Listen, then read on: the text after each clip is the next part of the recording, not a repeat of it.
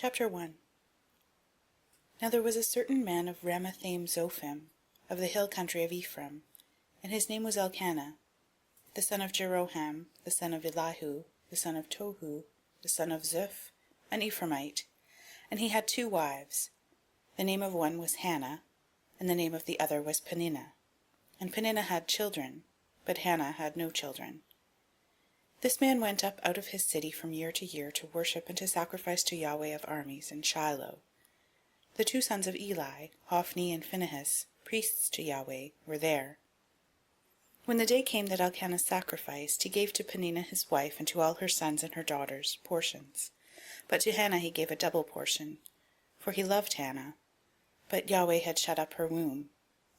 Her rival provoked her severely, to make her fret, because Yahweh had shut up her womb.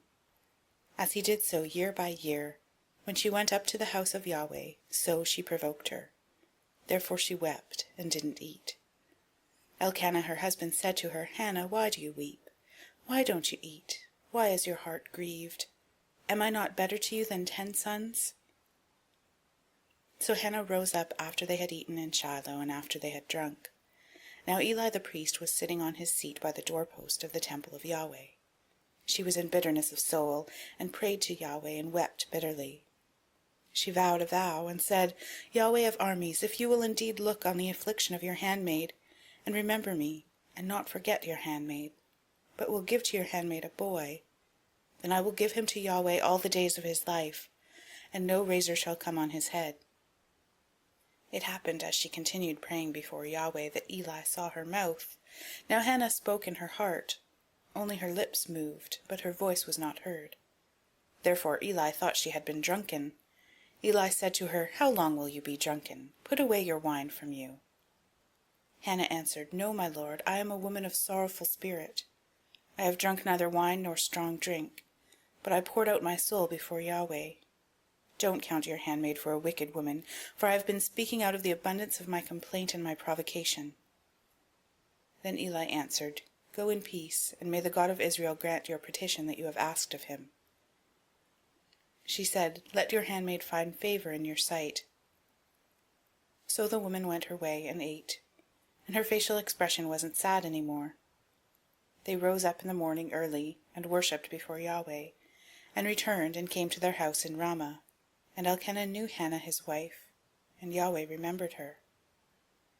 It happened, when the time had come, that Hannah conceived and bore a son, and she named him Samuel, saying, Because I have asked him of Yahweh. The man Elkanah and all his house went up to offer to Yahweh the yearly sacrifice and his vow.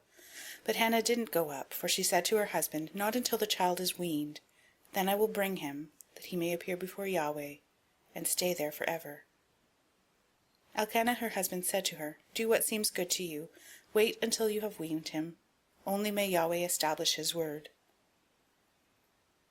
So the woman waited and nursed her son, until she weaned him. When she had weaned him, she took him up with her, with 3 bulls, and 1 ephah of meal, and a bottle of wine, and brought him to Yahweh's house in Shiloh. The child was young.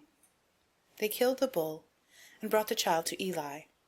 She said, O my lord, as your soul lives, my lord, I am the woman who stood by you here, praying to Yahweh. For this child I prayed, and Yahweh has given me my petition which I asked of him. Therefore also I have granted him to Yahweh. As long as he lives he is granted to Yahweh. He worshipped Yahweh there.